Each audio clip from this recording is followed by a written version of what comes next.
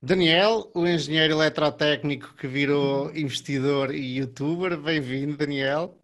Olha, muito obrigado, Maurício. Agradeço imenso o teu convite, acredita. Daniel, nós já falámos várias vezes e é sempre um prazer enorme conversar contigo, como tu sabes. E eu não sei tanto quanto gostaria de saber sobre ti.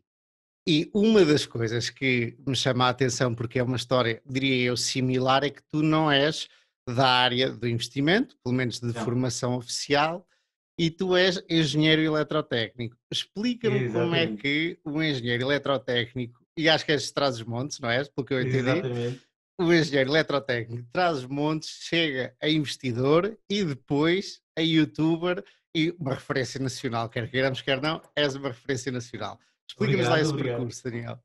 Assim, tão simples quanto o seguinte, eu nunca quis ser empregado isto toda a minha vida, quis ser patrão de mim próprio, porque quando era novinho, o meu pai obrigava-me a trabalhar com ele na oficina, o meu pai é mecânico, e não me pagava nada. Ou seja, eu disse, eu tenho que estudar porque eu não quero ser mecânico, eu quero ser patrão de mim próprio. E uma das coisas que sempre me fixei, por exemplo, uma das coisas que me fixei foi em 1999, 98, 99, ainda andava no secundário e via as notícias da RTP1 a dizer a Bolsa de Valores subiu 20%. E eu anteriormente disse, quando tiver dinheiro, vou investir nisso. Então, o problema é que, enquanto não acabasse o curso, não tinha rendimentos para investir. Por isso, só comecei a investir quando acabei o curso e comecei a trabalhar como engenheiro, juntei umas cruas, então comecei a investir com aquele intuito de deixa-me rentabilizar o dinheiro. Porquê? Eu li nas revistas, li nos jornais e vi nos meios de comunicação que investir na Bolsa era quase garantido a muito longo prazo. Então o que é que eu faço? Pego 1000 euros, em 2006, acho eu, então invisto 500 euros na EDP e 500 euros na Sonai, em 2006. Mas na Uhum. altura tudo subia, aquilo era impressionante. Eu senti, pá, fiz um bom negócio. Só que depois aquilo começou-me a encher de bichinhos e comecei a frequentar alguns fóruns, por exemplo, o Caldeirão da Bolsa, que era o fórum de referência na altura, e fui investigando mais fóruns internacionais, porque eu sou um bocado bilingue, também sei muito espanhol, comecei a frequentar muitos blogs espanhóis e comecei a investigar uma coisa que digo, não vale a pena, que é a análise técnica. Foi a pior coisa que fiz na minha vida. Foi aprender análise técnica, porque só Perdeste perdi dinheiro. tempo. Não perdi muito dinheiro, mas perdi dinheiro só que era aquela coisa, tu metes o stop loss, aquilo vai um bear trap, um bull trap, cai e depois sobe e tu ficas, então o que é que me aconteceu, não é? Ou seja, na prática, andei uns genitos assim com isso. No entanto, o meu gosto por aprender tanto comecei-me a meter em mais coisas, ou seja, macroeconomia, comecei-me a meter também em métodos quantitativos, que os espanhóis e norte-americanos são brutais em métodos quantitativos de investimento, e comecei a apaixonar-me completamente por macroeconomia. E comecei, dei-me um clique, eu só me tenho que centrar onde é que é o norte. O que é que significa isso? Eu tenho que saber quais são as razões que fazem com que o mercado suba ou desça. Porque quando o mercado subir, seja um pontapé na pedra que ele sobe. Se estiver a cair, mesmo que acerte na ação, aquela treta vai continuar a cair. Ou seja, concentrei-me a concentrar na análise macroeconómica e tentar encontrar os drivers que fazem com que o setor suba ou caia. Ou seja, na prática, comecei a aprender a fazer análise top-down. Mas, claramente, como o bichinho de aprendizagem continuou, e quis aprender métodos de arbitragem, métodos quantitativos, métodos estatísticos e começar a aplicar isso nos meus investimentos. Porquê? Porque uma coisa que digo, nós não temos o conhecimento de tudo. Ou seja, nós temos que aprender muito e muitas mais coisas. Eu uma vez deparei-me com um artigo do Seu Parrondo que falava de uma teoria dos jogos que dizia tu tens dois jogos que dão perda, mas que quando tu juntas os jogos, o jogo torna-se positivo. E fiz-me um clique. Ou seja, o que eu queria dizer com isso? O que eu tenho que fazer é uma carteira que seja diversificada. No entanto, a diversificação proativo não funciona porque tudo é correlacionado. A única forma de descorrelacionar uma carteira é utilizando táticas diferentes. Foi por isso que eu, a partir daí, comecei a tentar aprender o máximo de técnicas possíveis para implementar no portfólio. Ou seja, todas as técnicas têm que ter uma base fundamental uma base funcional, ou seja, tem que ter uma explicação lógica. Se não tiver explicação lógica, não vale a pena, mesmo que a estatística diga que está a funcionar, percebes? Ou seja, eu ligo muito às estatísticas.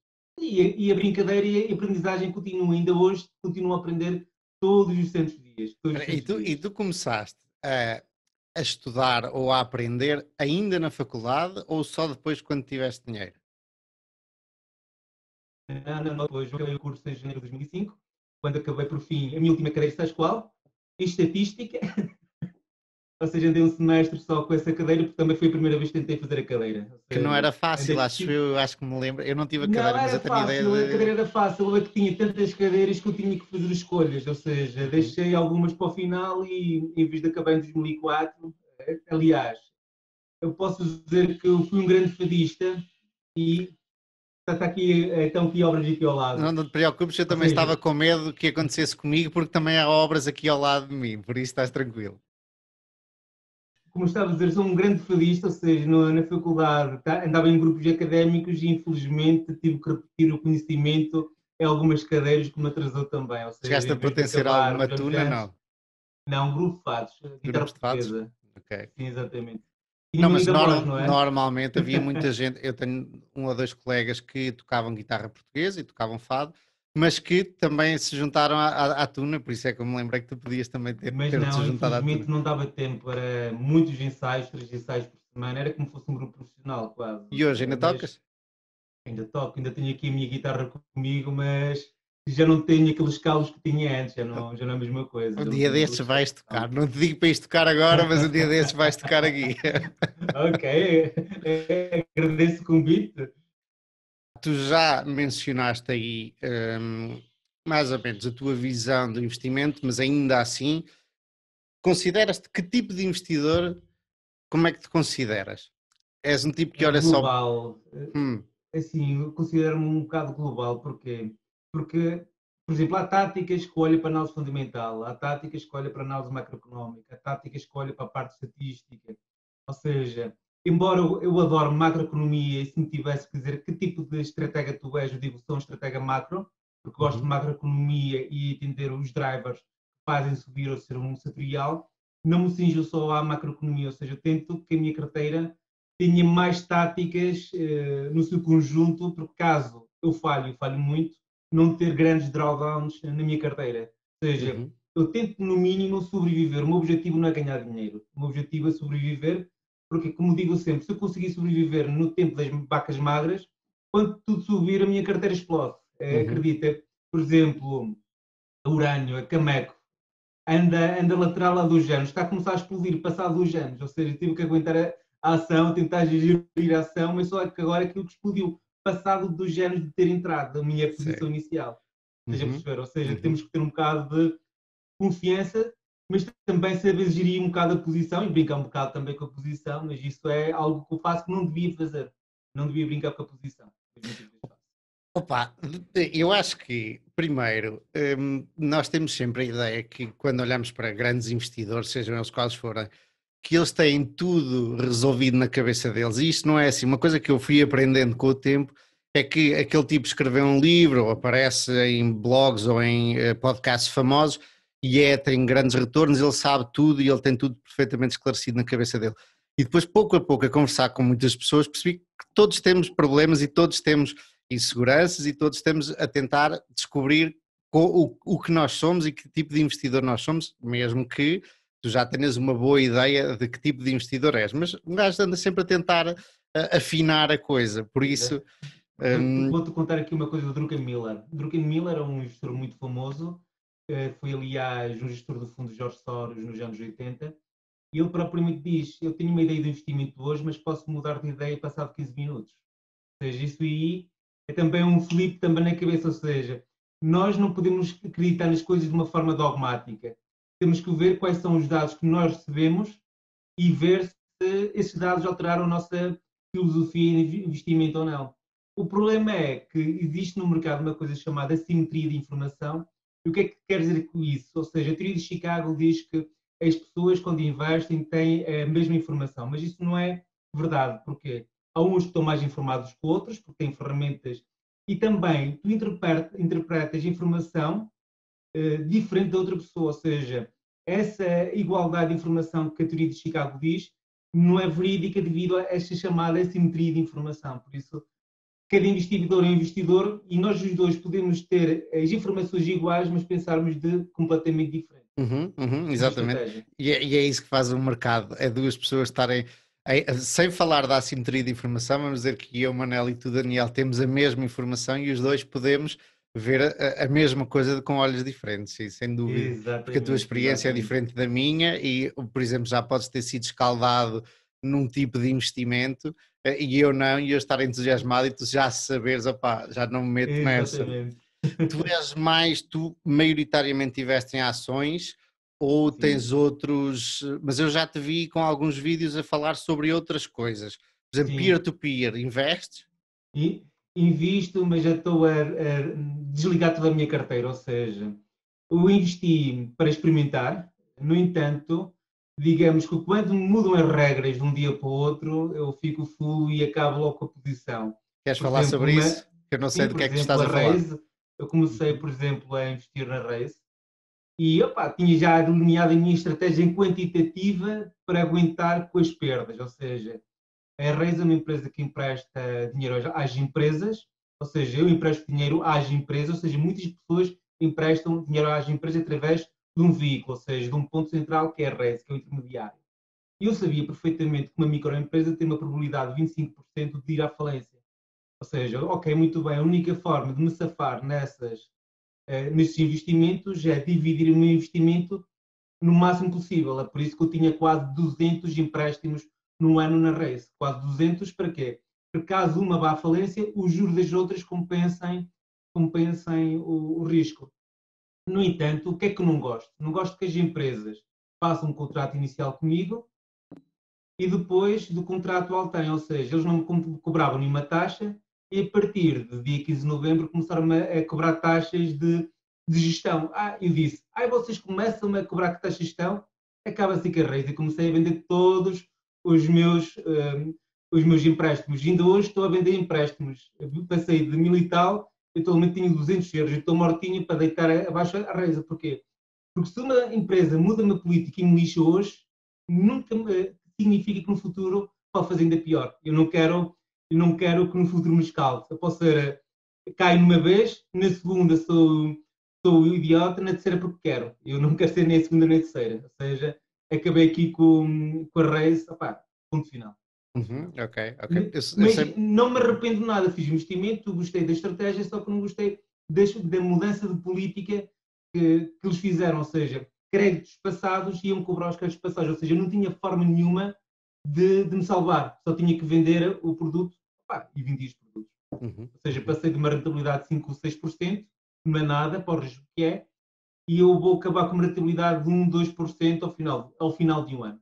Na uhum. prática, foi uma brincadeira interessante, mas quando vejo que os gestores são ratos, é para shortar, como digo, é para shortar, bandeira vermelha. Isso tocas aí num ponto interessante, e a ver se eu não me esqueço, porque eu gostava de falar ainda mais um bocadinho sobre outros produtos, talvez, mas tocas num assunto importante que é a experiência no investimento. E eu no outro dia estava a ouvir um tipo, um puto novo americano que é o Connor Haley, que é um gajo muito bom. E ele estava a dizer, e eu entendo o ponto de vista dele, ele estava a dizer que normalmente como é que um novo gestor, e nem estou a falar de um investidor particular, mas estou a falar de um gestor ou de um analista, aprende. Vai aprender com alguém que ao fim de um tempo já tem experiência e te vai ensinando e vai passando conhecimento. Mas nem toda a gente pode ter um tutor Exatamente. ao lado para quem vais trabalhar, especialmente alguém investidor privado como ou particular como nós somos. E o que ele fez foi ao Value Investors Club, o VIC, foi ver todas as ideias que multiplicaram por 5 e foi estudar todas as teses de investimento de todas as empresas que lá estavam que multiplicaram por 5 e foi tentar tirar as suas conclusões.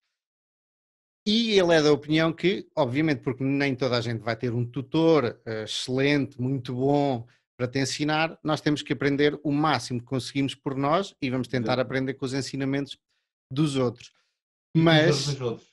é verdade. E o ideal é nós aprendermos com os erros dos outros. Mas eu, por exemplo, no meu caso particular, eu sei que vou ter que errar em certas coisas para saber que não quero ir àquele tipo de ação ou àquele tipo de investimento. Tu agora comentaste isso, que investiste num peer-to-peer e apercebeste, ou porque alguma coisa mudou, que aquilo não era para ti. Que outros casos é que tu te lembras que de teres investido em alguma coisa e que hoje em dia já não farias o mesmo? Opa, Lembras-te de por algum? exemplo, investir na Portugal Telecom sem entender os seus fundamentos. Ok. Correu-te mal, foi? Correu mal, por acaso correu muito mal. O Kumbala que ainda tinha um stop loss e conseguia cortar as perdas, mas era naquela altura que utilizava uma técnica que pensava que conhecia essa técnica, mas na prática não conhecia nada. Ou seja, digamos que eu fui entrando em produtos que não conhecia os fundamentais, não conhecia os drivers, ou seja, era mesmo aquela coisa, tu investes numa coisa, num produto que pensas que vai subir, mas na realidade tu não conheces, ele vai cair, ou seja, tu vais perder sim ou sim tu vais perder. Tu ainda te lembras do que é que te fez entrar nessa posição, comprar a Portugal Telecom? Análise técnica, percebes? Ok, Foi, ok. ou seja, digamos, estava num suporte interessante, eu queria ter uma valorização, meti um stop loss um bocado em baixo. E depois foi o seguinte, não segui o meu plano de trading, que foi a pior coisa de todas, ou seja, na altura ainda era um bocado mais novo, não tinha muita experiência, deixei aqui um bocado mais a posição, em vez de perder um X, perdi X mais Y. No entanto, esse fui numa altura em que nós estávamos a entrar num bear market poderoso a partir de 2011, 2012, 2013, nós estamos aqui num bear market poderoso, e quando nós não compreendemos muito bem os fundamentos das coisas, nós cometemos muitos erros. E foi a partir dessa altura que comecei a aprender um bocado mais de macroeconomia, sobretudo a partir de 2012 comecei a aprender muito mais de macroeconomia, porque comecei a ler os mestres, o Druckenmiller, o Soros, comecei a ler a teoria do top-down, ou seja, vamos investir em companhias que vão subir, porque os seus drivers indicam que vão subir. E houve um livro que foi a biografia, não foi a biografia do Soros, mas foi um artigo que li sobre o Druckenmiller, que ele conta uma história, que eu gosto de contar essa história muitas vezes. O Druckenmiller sai de um banco de investimento norte-americano, num banco regional, e vai estudar e vai trabalhar para o fundo Jorge Soros. E Jorge Soros dá-lhe um trabalho muito simples, tens aqui uma ação francesa, por favor analisa. Então Druckenmiller faz o que ele fazia anteriormente, pega nos fundamentais, apresenta-lhe um calhamaço de 200 páginas. Jorge Soros vê aquilo, deita no lixo e diz, eu não quero saber nada disso, eu só quero saber qual é o driver que vai subir ou descer a ação, mais nada. Ou seja, e aquilo fez-me um plink. O que eu quero dizer com isto é o seguinte, eu posso dizer que eu tive mais sorte que juízo. Porquê? Porque consegui encontrar, sou uma pessoa curiosa, ou seja, li os textos corretos, na altura correta, e tenho aquela curiosidade que me quero ler mais e mais e mais. Ou seja, durante anos, e ainda hoje, leio, eu não sei quantos livros leio. Eu posso dizer que agora estou numa nova brincadeira, que é arbitragem social, então leio esse livro aqui. Ok. É social de arbitragem. O que é que isso faz? Na prática, através de tendências do Google Trends ou também de tendências do Twitter, tentar perceber qual é a ação que vai ter um hype. Ou seja, isso é uma nova técnica que já conheço, mas quero ver se aprendo um bocado mais. Ou seja, eu gosto sempre de aprender mais e mais, não me importa nada de comprar livros e dessa treta toda, porque o conhecimento nunca tem que haver, nunca tem que haver. Não gostas do livro? Metes à venda no OLX, alguém compra. Exatamente. É mesmo assim. É mesmo assim. Eu diria que um dos grandes traços importantes para um investidor é a curiosidade, e eu já vi que tu és parecido comigo, ainda és bem mais abrangente do que eu, é querer sempre saber um bocadinho mais, um bocadinho mais, um bocadinho mais, um bocadinho mais. E diz-me uma coisa, tu comentaste aí Portugal Telecom, existe dessa experiência e de outras, existem investimentos ou empresas ou indústrias que tu hoje digas logo à partida, opá, eu não me meto aí, ou que tu digas, eu gosto dessa indústria, já a Assim, eu conheço? posso dizer já que eu não gosto de hypes. Por exemplo, não entrei no Bitcoin porque não percebi. Coisas que não percebo, não me meto. Não percebo a Tesla, não me meto na Tesla, nem em nenhuma empresa. que seja de veículos elétricos. Agora, Porque eu não percebo. deixa-me Não percebo no interromper-te momento. só para espicaçar um bocadinho. Não te metes em Ives, mas estavas a olhar para a Airbnb. Sim, mas porque é uma estratégia diferente, é uma estratégia de arbitragem de APOs, ou seja, isso é uma estratégia estatística. Eu expliquei num vídeo no meu canal que é o seguinte: empresas que estejam muito no hype, ou seja, que tenham muita, sejam muito faladas nas redes sociais e que, ou seja, normalmente no IPO, a sua valorização no primeiro dia sobe muito. Normalmente sobe muito. Isso acontece sobretudo em empresas estatais. Em empresas estatais é logo, ou seja, a probabilidade de erro é quase diminuta. Eu fiz essa tática, por exemplo, no CTT. Por exemplo, essa tática no CTT aconteceu em 2014. E é uma tática que funciona muito bem, sobretudo em empresas onde há hype, ou seja, a próxima que vai ser um hype absoluto vai ser a Robinhood, no primeiro trimestre de 2021. Essa aqui a Airbnb sabia que ia ser um hype do caneco, porque toda a gente falava nas redes sociais, toda a gente queria entrar. O problema aqui dessas companhias é que para tu entrares num IPO, não consegues nem através da Interactive Brokers, nem através de corretores normais, tens que ir através de bancos. E depois tens outro problema, que é o seguinte, tem o problema do rateio. Se não sabes, esse rateio, eu não entrei na série Airbnb, mas o rateio foi superior um para 10, ou seja, tu querias investir 1000 euros, tu para investir 1000 euros tens de depositar lá pelo menos 10 mil, ou 20 mil, ou 30 mil. O que é que isso significa? Se não tens o capital suficiente, quando o rateio é muito enorme, tu vais ficar com uma perda da posição. E porquê? Porque a corretagem vai-te comer tudo, não te vão dar as ações que tu querias, mas o problema é o seguinte: se tu depositas demasiado, isso corre mal. Qual é o problema? Depois tens uma perda do caneco.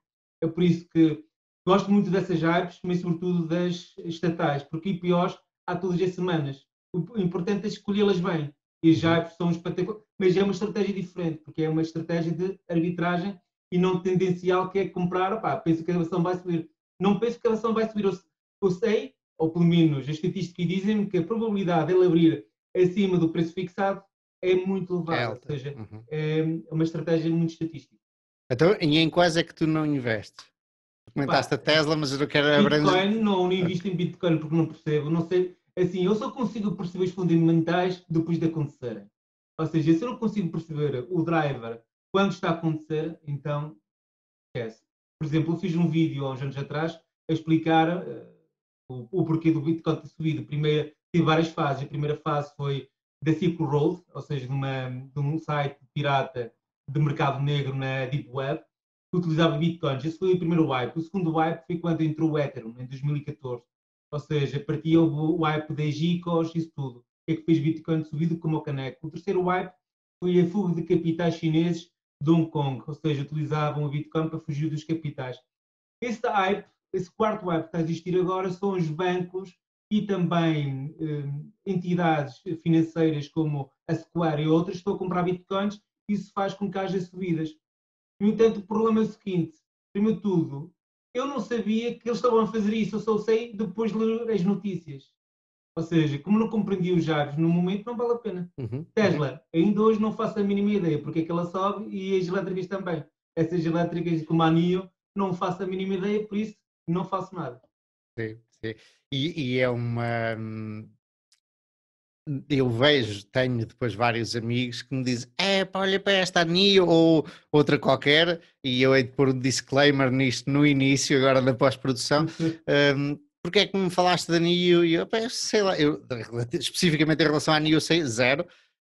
Eu não faço ideia, eu sei que isso não dá lucros e talvez não dê lucros durante muito tempo, portanto, o que tu vais fazer é comprar porque está a subir, e isso nunca é uma boa estratégia, a não ser que seja do Daniel Pires eh, que faz disto vida ou estuda muito disto.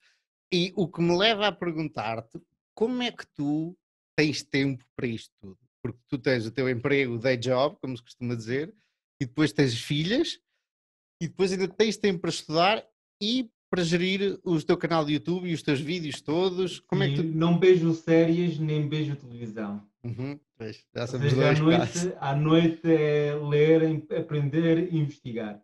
Ou Uhum. seja, mas também durante o almoço também investigo. Ou seja, digamos que eu nunca paro, até quando corro, gosto de correr, levo os meus podcasts para ouvir, para ver se aprendo alguma coisa nova. Com E sorte eu alguém ouço vai te ouvir neste aqui a correr também. espero bem que sim, espero bem que sim. E eu ouço os meus podcasts que eu ouço tudo desde value investing, desde quantitativas, macro. Eu não ponho assim, eu já ouvi tanta coisa que já sei o que eu quero ouvir, percebes? E normalmente é sempre value investing e macroeconomia. Porque são aquelas coisas que tu precisas compreender ao pormenor as coisas. Por exemplo, por exemplo, spin-offs. Spin-offs é uma técnica muito interessante, mas é uma técnica que só pode ser usada se tu souberes value investing. Se não souberes value investing em spin-offs, vai ser um descalabro total. E porquê? Porque existem spin-offs, por exemplo, que metem só os bons ativos, não é? E isso faz com que a empresa filha tenha um crescimento espetacular, como por exemplo a Otis, o elevador Otis, que, ou seja, estava um nicho muito seguro, pouca dívida, ou seja, teve grandes subidas depois do seu hype de estatística normal. No entanto, existem casos que a empresa-mãe cria uma spin-off para quê? Para manter a dívida má nessa empresa. Uhum. Opa, e se tu vais só pela parte estatística, tu tens condições fundamentais. É por isso que muitas vezes eu gosto de ver estes podcasts porque eles falam dos spin-offs. Eu aproveito uma coisa muito importante. Tu não sabes tudo. Alguém que sabe mais. Por isso, ouve toda a gente porque vais descobrir novas coisas. E isso é muito importante. É por isso que eu gosto sempre de aprender, investigar, ver. E eu nunca digo não a um vídeo YouTube. Dou pelo menos um minuto para ver se estou a gostar. Se continuar, olha, continuo. E houve muitos canais portugueses que eu fiquei surpreendido pela qualidade, acredita? Podes fazer Qualidade. publicidade se quiseres. Ao Opa, teu, primeiro ao teu, que eu também vou pôr a descrição aqui em baixo. claro, o Ou, Investidor Club, o meu canal, no entanto, descobri um rapaz novo que eu, pelo que ele fala, eu sei que ele está a falar com consciência e com poder, que é Finanças com JP. Finanças com JP. Opa, o rapaz, gosto de ouvir o rapaz porque ele fala com propriedade e sabe o que diz, que é muita coisa que tu ouves por aí. Muitas pessoas falam, mas não sabem o que dizem. E esse rapaz sabe o que diz. Eu gostei e por acaso estou a gostar dos vídeos deles porque são investimento um bocado alternativos, por exemplo. Esse autor desse livro tem um canal chamado The Money. Eu gosto de o ver para ver as táticas que está a fazer. Então estava a investir na empresa polaca que faz o Cyberpunk. Não sei se ouviste aquele hype sobre aquele videojogo do Cyberpunk. não me é estranho, mas eu não sei o que é. É. É um jogo. Eu, por acaso, eu não jogo jogos. Eu não sei porquê, não jogo jogos já há 20 anos. Não, sei, não gosto de jogos. Mas fiquei um bocado. Deixa eu ver aqui um pulo na cabeça, ok? Normalmente, este tipo de jogos tem um hype no dia do lançamento, depois no lançamento cai. Ok, tudo bem estatístico. No entanto, esse rapaz também falou da parte fundamental e depois do hype, depois daqui, ou seja, ação depois do lançamento do jogo, que é 50%. Ok, agora vamos ver os fundamentais, se tem agora aqui uma base sustentável para o crescimento.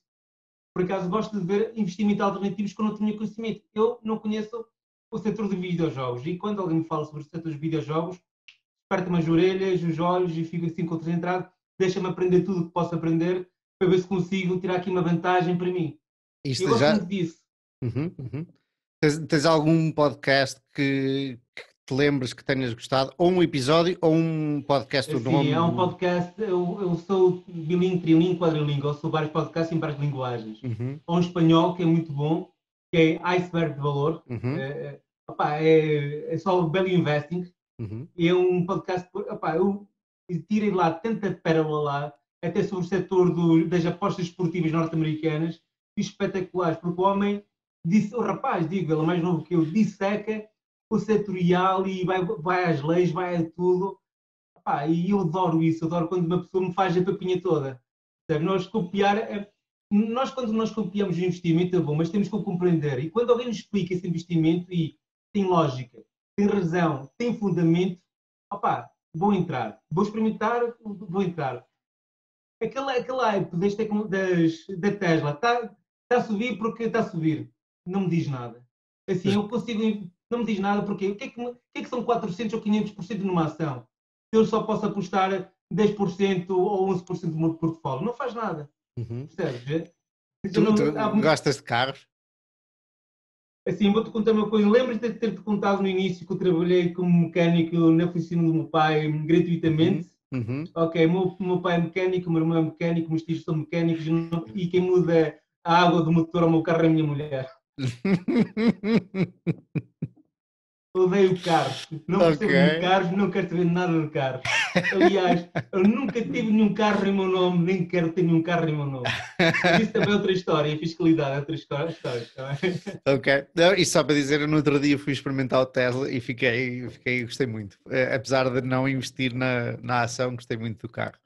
Daniel, eu vou-te fazer a mesma pergunta que tu me fizeste a mim aqui há uns tempos. Nós estamos a acabar um ano que nos vamos lembrar para o resto da vida. 2020 tem sido um ano cheio de acontecimentos. E o que é que tu aprendeste este ano pelo lado positivo ou pelo lado negativo? O que é que te vai ficar como aprendizagem deste ano? Opa, a grande pergunta que não te sei responder, vou-te ser sincero, não te sei responder. Sabes, sobretudo a loucura humana, a loucura dos Robin Hooders. Yeah. Opa, eles meteram-se numa, eu pensava que eu já tinha visto tudo, mas a loucura do pessoal do Robin Hood, dos investidores Robin Hood, superou umas expectativas dos hypes, porque eles apanharam uma fase que eles nunca vão apanhar, que é uma queda de 30 e tal por cento da bolsa de mercado de valores a 50, e eles comprarem, fazerem preço médio e as empresas não estourarem. Uhum. Isso aconteceu em 2008, as empresas estourarem. Esse ano não estouraram empresas, ou quase não estourou nenhuma. E aquelas que estouraram, que foi o caso da Hertz, teve subidas espetaculares, porque o pessoal queria comprar uma empresa falida e a própria empresa quis emitir novas ações só para lhe dar Opa, absurdo, meu, absurdo. Mas são aquelas coisas caricatas que ficam, olha, já está aqui uma base de dados para aprender para o futuro. Porquê? O que me aconteceu em março, pá, ações baratas como tudo, pá, comprei. Estava preços ridículos, a parte, aquilo tinha que recuperar, e tinha. Muitas delas tinham que recuperar, não tinham fundamentos para continuarem a cair. Uhum. Percebes? Há outras Uhum. que não metia porque pá, não sabia o futuro delas. Percebes? Mas há outras pá, não têm fundamento para continuar a cair, é aqui que vou comprar. Ou seja, mantive a minha tranquilidade que já estava habituado, porque uma das técnicas, gosto mais da técnica de pânico, ou seja, uma ação que derrapa como tudo e vejo os fundamentais, a parte macroeconómica. Tem razão disso a cair? Não, então compra. E, ou Uhum. seja, ser frio já o sou, já o sou.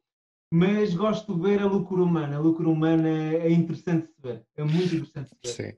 Sim. Foi, foi bom e agora, obviamente, que ninguém me entenda mal, porque há aqui uma parte trágica, um lado trágico de tudo isto, mas para investir, quem investe em bolsa foi bom para quem teve dinheiro, quem tinha dinheiro disponível ali no início do ano, porque eu acredito que haja. Eu tive que reforçar muito a minha carteira, porque a bolsa estava aqui e eu reforcei aqui. A bolsa aqui para ser patamar, eu não, tinha que reforçar aqui, porque uma oportunidade única, ou seja, tive que fazer transferências que eu não tinha programado fazer para Uhum. fazer. Opa, ou seja, Achas que foi uma podias das ter raras investido? vezes que eu. Sim, Desculpa interromper. uma que investi mesmo no fundo. Ou seja, eu já tinha aqui, mas investi mesmo no fundo foi a Cameco nos US$ 6. Opá, Uhum. loucura. Quando eu vi a Cameco nos 6, opá, não posso ser, tem que ser agora. O Urânio, os últimos 15 dias tem estado on Sim, fire, é pá. aquela coisa, sabes aquela coisa que eu te digo, as pessoas não olham para o hype. É como te disse há uns tempos atrás, acho que não sei se te lembras, falei-te, porque é que os gestores de fundo fazem as conferências de imprensa? E porque é que falam sobretudo daquelas ações que têm os fundamentais fantásticos, mas ainda não subiram? Para as outras pessoas que têm conhecimentos, fundamentos, descobrir essa ação, e entrar na ação e fazê-la subir. Ou seja, o que é que aconteceu no urânio? Havia poucas pessoas que falavam sobre o urânio, poucas pessoas com fundamentos. Só a partir de um mês para cá é que começou-se a ouvir um bocado mais rebordúcio do urânio, porque até lá era um fundo brasileiro, um Uhum. fundo norte-americano e um australiano que falavam sempre bem do urânio. É como o ouro, toda a gente fala bem do ouro para aí há 20, aqui 10 anos atrás, mas só agora começou a subir. Percebes? Sim, sim, sim, sim, O sim. problema de muitas ações é que é preciso Demoram. que haja informação, aquela simetria de informação que te falei. Enquanto não haja simetria de informação, tu vais sofrer como ao caneco, mas vais sofrer muito mesmo. Uhum, E vais uhum. ter que jogar um bocado com as posições de entender, olha, já há o hype, não há o hype, era o que fazia com o Urano, vendia, comprava, mas tentava nunca sair da posição totalmente, percebes? Gerir um Sim, bocado sim. a posição. É uma no meu caso, das ações, nem vou falar de ações específicas, mas no geral das indústrias em que eu estou mais confiante é a indústria do urânio. Tu achas que no início do ano, e agora olhando para trás, obviamente que é mais fácil do que na altura, e na altura havia também algum receio e dúvida e incerteza, achas que podias ter investido ainda mais, ou que devias ter investido ainda mais? Sim, posso porque tenho capital, podia muito mais, mas eu tenho um plano e eu não gosto muito de fugir dos meus planos, percebes? Eu prefiro andar devagarzinho do que tentar enriquecer de um dia para o outro. Porque já vi, assim, uma das coisas, eu estou aqui no mercado desde 2006, eu até agora até não gosto de dizer que estou desde 2006, porque quando estava em 2006 não percebia nada, Uhum. percebes?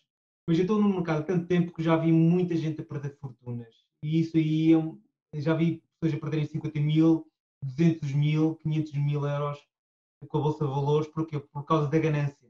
E é Uhum. um dos males. Pá, controlar a ganância, pá, não é fácil. A única forma de controlar a ganância é desligar os monitores, só ver ao final do dia ou passado os dias o que está acontecendo na Bolsa de Valores, porque se tu te tornas viciado nisso, de olhar sempre para as coisas, tu vais ser ganancioso. Pá, não que sejas ganancioso, porque eu digo sempre, o dinheiro faz-se fora do mercado, ou seja, eu tenho enriquecer graças à minha empresa.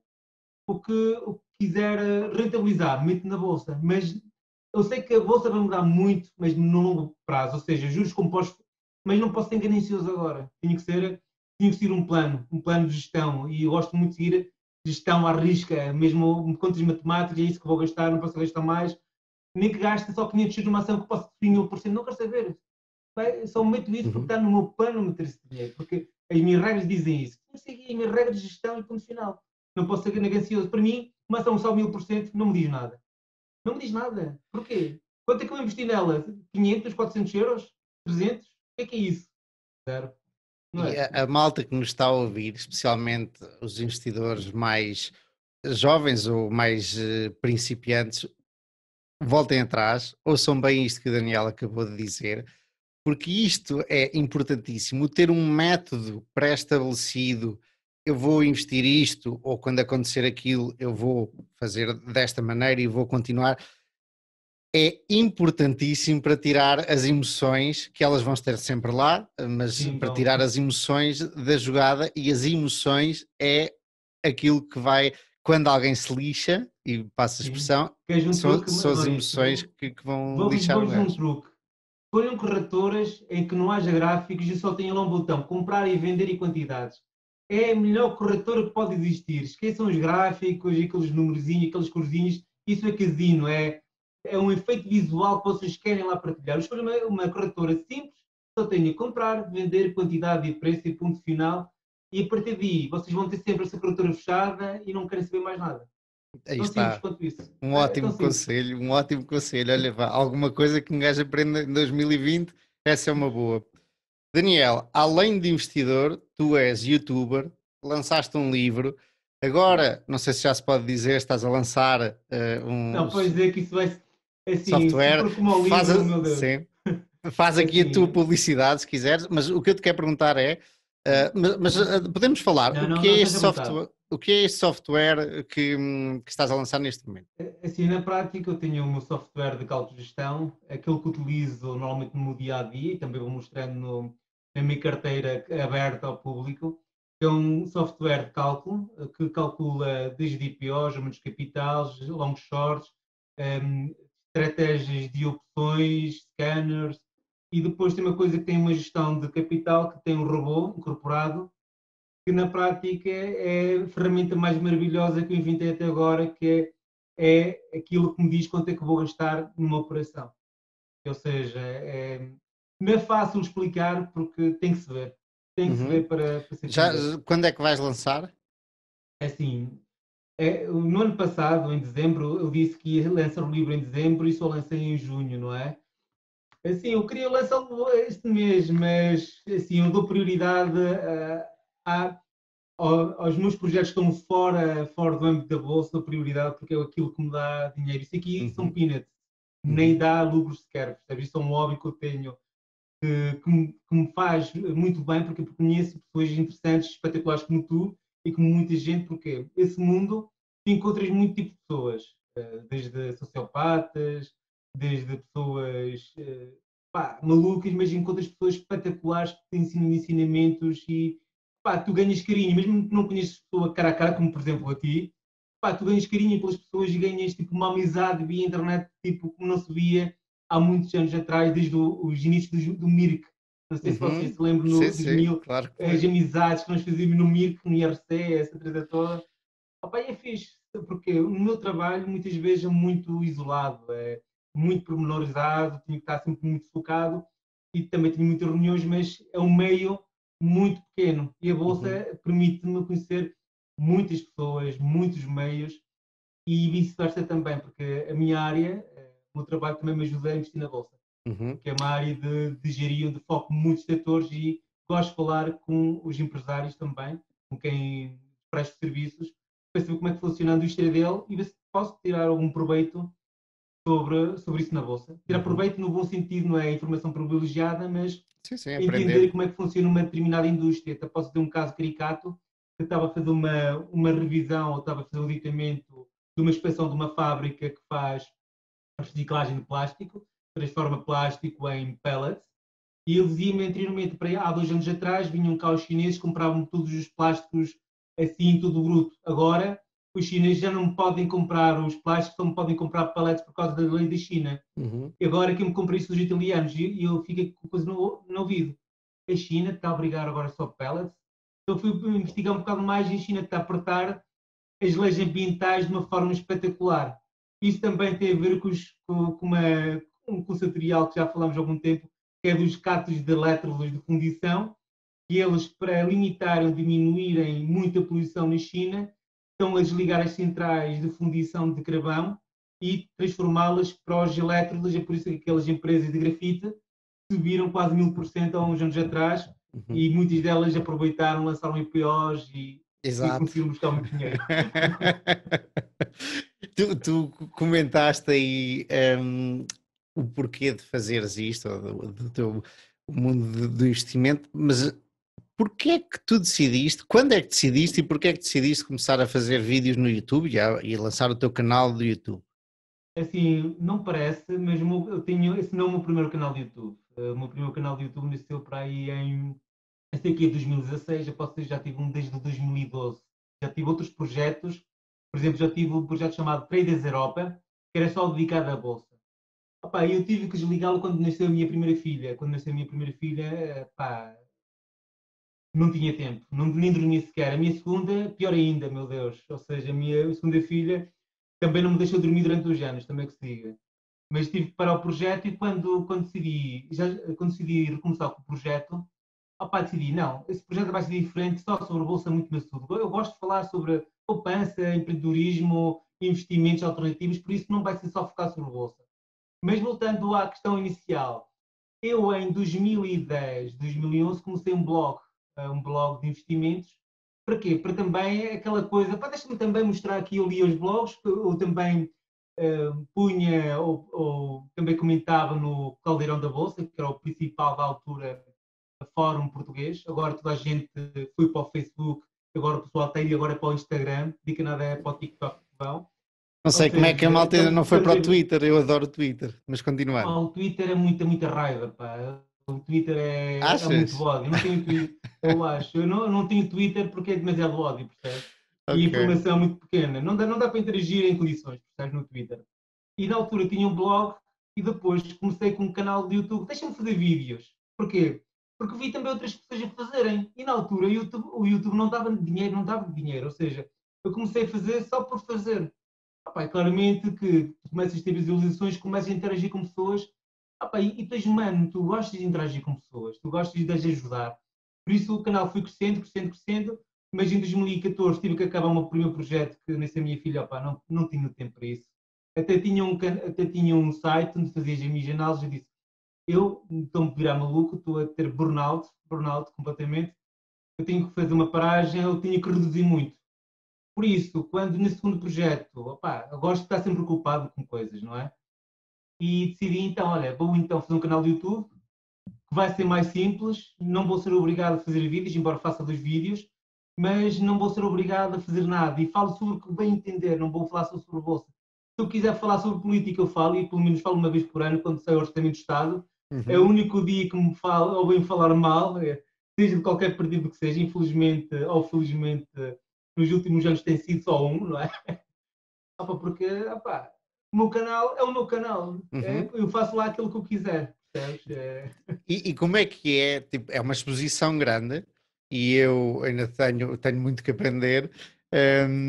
Como tens aquela parte do. E normalmente acontece mais com figuras mais públicas ainda, mas os haters e as pessoas que gostam de ti, como é, como é que tu vês isso? Como é que viste ao Opa, início? é assim, eu vou dizer, eu sou empresário. Eu estou num mundo em que nós não falamos de milhares, falamos de milhões. E todas as reuniões são haters, ou seja, é um tentar acabar com o outro, destruir a reunião do outro. Como é que acontece no YouTube? É uma brincadeira de crianças, eu até me rio, comparado com o que me passa na minha vida real. Na minha vida real estamos a falar de milhões, não estamos a falar de dezenas de milhões, não estamos a falar de. Opa, para mim, não sei o que é isso, haters, o que é isso? As pessoas não sabem o que são haters, porque não sabem o que é tentarem destruir uma empresa, não sabem o que é tentar destruir a reputação, não sabem, pá, para mim é uma brincadeira de crianças que fazem no YouTube, pá, não Por gosto, isso pá, eu até me tu rio, levas percebes? tranquilamente críticas Tranquilamente, que acho que nunca vi nenhum vídeo teu, críticas más, mas levas na boa. porque até gozo, percebes? Muitas vezes até, olha, até gozar, deixa-me gozar também um bocado, porque eu levo para a brincadeira, percebes? Sim. Deixa-me gozar um bocado mais. Pá, é como tudo, nesse mundo apanhamos de tudo, e de sociopatas até brincalhões, até com pessoas espetaculares. Se tu levas tudo mal, se tu levas mal desde o início, tudo que escrevem contra ti, mais vão não começares. Uhum, Se sim. estão a escrever mal contra ti, ou tens estás a fazer algo mal, pá, significa que tens rivais e isso é bom. Ou seja, haver haters, isso é bom, na minha opinião, isso é bom. Ou te fazem Uhum, corrigir, olha, mas tens de ser humilde para perceberes que opá, tens que cometer um erro, não é? Por exemplo, uma coisa que eu nunca faço, nunca vou fazer é dar recomendações. uhum. Porquê? Porque eu não quero o SMPM atrás de mim, porque já tenho problemas suficientes com a Anaconj, com DGEs e com outros Sim, organismos. Já sim, estou farto, percebes? sim. Não quero mais um organismo atrás de mim, não é? Mesmo assim. Daniel, a conversa está muito boa, mas há um tempo limitado. Eu sei. Hum, Vou-te fazer a mesma pergunta que tu me fizeste a mim. Que recomendação é que farias para os jovens investidores ou quem está agora a começar neste mundo? Pá, aprendam tudo o que puderem e tenham os olhos abertos. Ou seja, não digam não a conhecimento. Ou seja, não digam que não funciona. Isso acontece muitas vezes também. Digo que não funciona, mas muitas vezes tenho que engolir porque as coisas podem funcionar. Ou seja, tentem aprender tudo possível. Ou seja, informação não tem que haver. E leiam muito, investiguem muito e tenham paciência. Eu sei que não é fácil ter paciência, mas não queiram enriquecer de um dia para o outro. Não queiram. Porque isso é ganância e vocês vão cometer demasiados erros. Isso é o investimento, é sobreviver. Não é chegar à meta em primeiro lugar. Porque, como disse há bocado, se tu conseguiste sobreviver nas vacas magras, depois, quando as coisas começarem a subir para o fim, tu sobreviveste, a tua carteira vai multiplicar, acredita. É preciso ter paciência. Opa, não entres dessa vez, oportunidades não vão faltar. E vai haver muitas oportunidades. E opa, aprende gestão de posições, é uma coisa que vai te manter vivo. Grande conselho, muito bom. Daniel, mais uma vez, muito obrigado Obrigado, eu. por aceitares o meu convite e vamos falando. Ok, muito obrigado, Maurício, muito obrigado.